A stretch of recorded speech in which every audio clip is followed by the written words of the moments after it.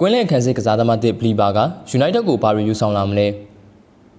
United အသင်းက Brighton ကွင်းလန့်လူ Carlos ဘလီဘာကိုပေါင်တန်း80နဲ့ခေါ်ယူပြီး9နှစ်စာချုပ်ချုပ်ဆိုခဲ့ပါတယ်။ United က Kim Non လက်ယူစဉ်ကစားသမားကိုစိတ်ဝင်စားနေခဲ့တာကြာပြီဖြစ်ပါတယ်။အသင်းက2025ခုနှစ်မှာဘလီဘာကိုပထမဆုံးအကြိမ်ဈေးဆောင်ခံခဲ့ပေမဲ့အဲ့ဒီအချိန်တုန်းကတောင်းဆိုတဲ့ဈေးနှုန်းမြင့်မားလွန်းတယ်လို့ဆုံးဖြတ်ခဲ့ပါတယ်။ဘလီဘာက2025-26ရာသီတုန်းက Brighton မှာခြေစွမ်းအတက်အကျများခဲ့ပေမဲ့ဒုတိယရာသီပွဲမှာတော့စွမ်းဆောင်ရည်တွေတိတိတတ်တာတိုးတက်လာခဲ့ပါတယ်။ကင်မရွန်အသင်းကွာတာဖိုင်နယ်ရောက်ခဲ့တဲ့အာဖရိကဖလားပြိုင်ပွဲအတွင်းမှာလည်းဘလီဘာကခြေစွမ်းပြနိုင်ခဲ့ပါတယ်။အခုပြောပြချင်တာကတော့ United ကိုဘလီဘာဘာရီယူဆောင်လာမလဲဆိုတာပါပဲ။အင်အားတောင်တင်တဲ့ကွင်းလန့်ခန်းစစ်ကစားသမားဘလီဘာရဲ့အကြီးမားဆုံးအားသာချက်တွေကတစ်ခုကတော့ခန်းစစ်ပိုင်းစွမ်းဆောင်ရည်ဖြစ်ပါတယ်။ဘလီဘာကပြိုင်ပွဲတိုက်စစ်တွေကိုရပ်တန့်ဖို့ဖျက်ထုတ်မှုတွေနဲ့ကြားဖြတ်လူယူမှုတွေကိုကျွမ်းကျင်စွာပြုလုပ်နိုင်ပြီးပါနဲ့တဲ့ကွင်းလန့်လူတအူးဖြစ်ပါတယ်။ဘလီဘာရဲ့အလင်းအမြန်ပြေးနိုင်စမ်းကဆုံးရှုံးသွားတဲ့ဘောလုံးတွေကိုအမြန်ဆုံးလိုက်လူနိုင်ပြီးဘောလုံးပိုင်ဆိုင်မှုပြန်လည်ရယူနိုင်စေပါတယ်။ဒါအပြင်ဘလီဘာကကွင်းလန့်တိုက်စစ်နေရာမှာပါဘောလုံးလိုက်ဖြတ်နိုင်တယ်လို့ပြိုင်ပွဲတွေကိုဖိအားပေးရတဲ့ကန်စစ်တန်းရှိကနေရာလွတ်တွေကိုကာဝယ်ပေးတာတွေကိုလည်းလှုပ်ဆောင်နိုင်ပါတယ်။ဘလီဘာရဲ့အရက်အမောင်းဟာ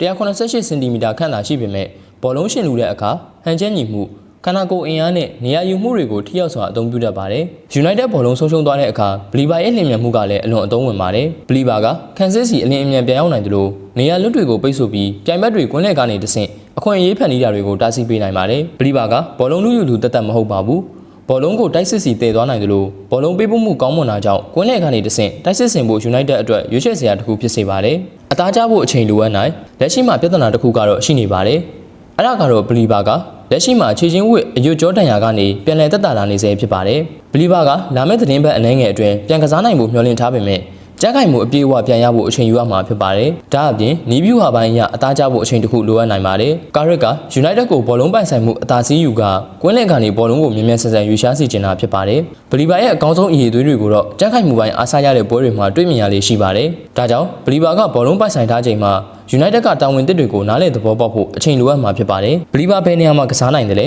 ။ဘလီဘာရဲ့ကြမ်းခိုင်မှုအပြည့်အဝပြန်ရလာရင်ကာရစ်ရဲ့4-2-3-1ကွင်းလန့်အခင်းအကျင်းရဲ့ညာဘက်ချမ်းမှာကစားရလိုက်မယ်လို့မျှော်လင့်ရပါတယ်။တိုင်လီမန်စ်နဲ့တွဲဖက်ကစားခြင်းက United အတွက်ကောင်းမွန်တဲ့ဟန်ချက်တစ်ခုကိုပေးစွမ်းနိုင်ပါတယ်။ဘလီဘာရဲ့ခံစစ်အားသာချက်ကတိုင်လီမန်စ်ကိုဘောလုံးဖြန့်ဝေခြင်းနဲ့ပွဲကိုထိန်းချုပ်ခြင်းတွေမှာလွတ်လပ်ခွင့်ပိုရစေမှာဖြစ်ပါတယ်။ဒါအပြင်ဘလီဘာကကိုပီမိုင်နူးနဲ့လည်းတွဲဖက်ကစားနိုင်ပြီးမိုင်နူးကဘောလုံးကိုတိုက်စစ်စီတည်ဆောင်ဖို့အာရုံစိုက်နေချိန်ဘလီဘာကခံစစ်နဲ့ကြက်ခိုင်မှုပိုင်းလုံအားတွေကိုပိုတောင်းဝင်ယူပေးနိုင်မှာဖြစ်ပါတယ်။နောက်ထပ်စိတ်ဝင်စားစရာရွေးချယ်မှုတစ်ခုကတော့အန်ဒရီဆန်တိုစ်ဖြစ်ပါတယ်။ဆန်တိုစ်ကကွင်းလန့်အထိုင်ကစားနိုင်ပြီးဘလီဘာကို